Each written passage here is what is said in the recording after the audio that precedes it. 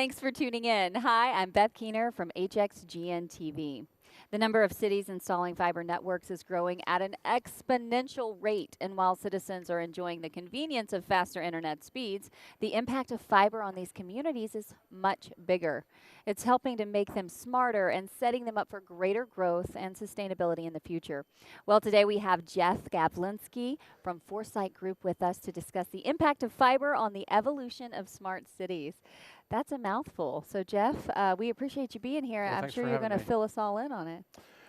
Well, sure, let's go. Let's go. All right. So, tell me a little bit about Foresight Group and your mission.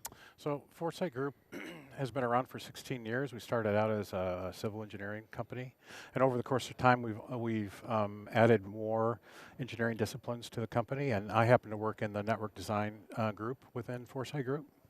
Okay, wonderful. And so, what is the mission of Foresight Group? Well, because we have different divisions. We have Different missions. different missions, right? But we're a full service engineering firm. So in network design, we because we are an engineering firm, we are looking for design and engineering projects. But because that is our core competency, what you'll find is that we're also an integrator. So when we go into a project, we're bringing in partner companies to fulfill gaps where we don't have core competencies. Okay. Well, how is fiber helping make cities smarter? I'd like to first start with, you probably heard a lot about 5G and how that's going to be rolled out, not just in this country, but across the world. And I think one thing is self-evident with 5G is that it's going to require a lot of additional fiber in order to enable what they've been marketing just in terms of connectivity on phones. And I think it's fair to say that all the large carriers will be also trying to provide in-home services as well over the top of that. So, or in addition to it, excuse me. Yes. Well, what about rural communities and how will not having fiber affect those communities, or will it? So one of the things I fear the most is that I don't know that we can do ubiquitous 5G everywhere across the country given the fiber requirements, because then there's a huge cost associated with that.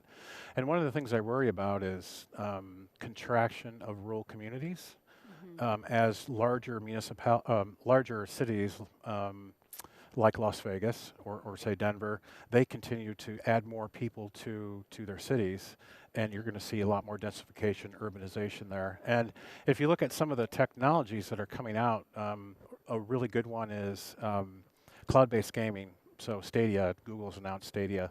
And if you look at the network requirements for that product in a home, it's a 40 to 50 meg connection, but it's low latency connection that they have to have. The problem with that is if you only have a 50 meg connection in your home, what else can you do while somebody's playing that game? Right. And I don't know that we can tell our kids and other people, other adults who like to play games that they can no longer play games because I believe at some point Sony and Microsoft will get rid of the console, and it'll just be a cloud-based game that you can play.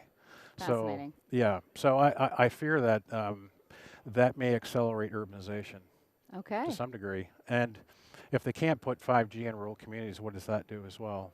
Right. So especially when we're talking about some of the newer technologies, in addition to gaming, talk about autonomous vehicles. Yes. So that might have an impact in rural areas So as well. fiber will have an impact on autonomous vehicles, is what you're saying? Yes, at some point. Everything connects to fiber. Okay. I think this is a misnomer from people when they talk about having a wireless connection. At some point, that wireless connection has to touch fiber.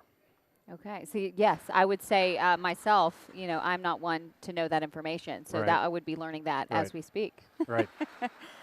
Well, with the rise of interactive cloud-based technologies, as you've been addressing, how could they potentially influence networks?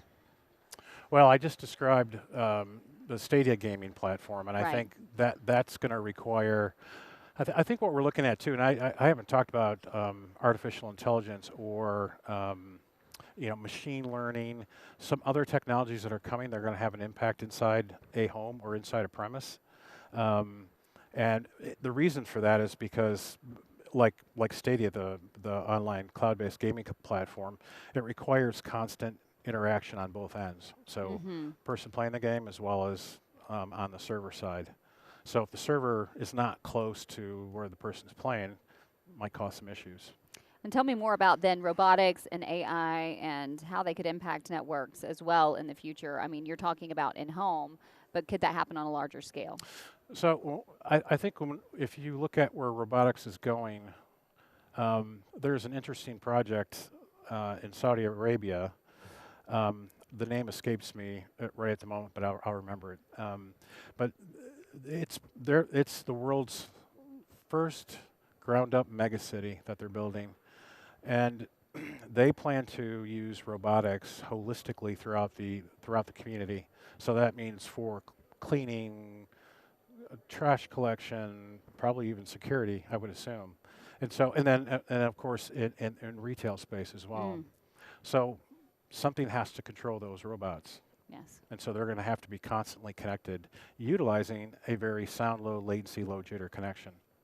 Okay. Well, that is, I don't even know what to think about that. An entire city built. Yes, it's called NEOM, by the way. Okay. NEOM? NEOM. NEOM. Yeah. Okay. Good to know. All right. So let's talk about 5G. You mentioned it. You've touched on it.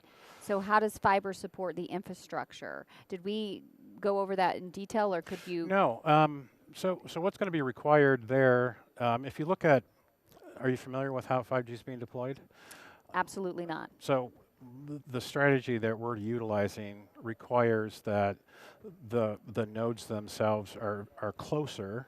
So these are microcells, or small cells and microcells, and they have to be closer to the devices they're serving. Okay. So which means if we're going to provide half a gig to a gig as they're claiming, the only way they can really do that is if they've got fiber backhaul to serve those nodes, quite frankly. And so we're going to see a lot more fiber being built in larger cities as well as anywhere else that 5G is deployed. Okay. Well, thank you so much. Well, thank you. Very high-level overview, but very much appreciated, because I know people are definitely interested in fiber and where 5G is going. Well, thank you for having me. I really appreciate it. Thank you. And again, you are hearing from Mr. Jess Gavlinsky. And if you want more information on today's topic, visit hexagonsafetyinfrastructure.com, or to watch additional episodes or learn more, visit hxgnspotlight.com. And thanks again for tuning in.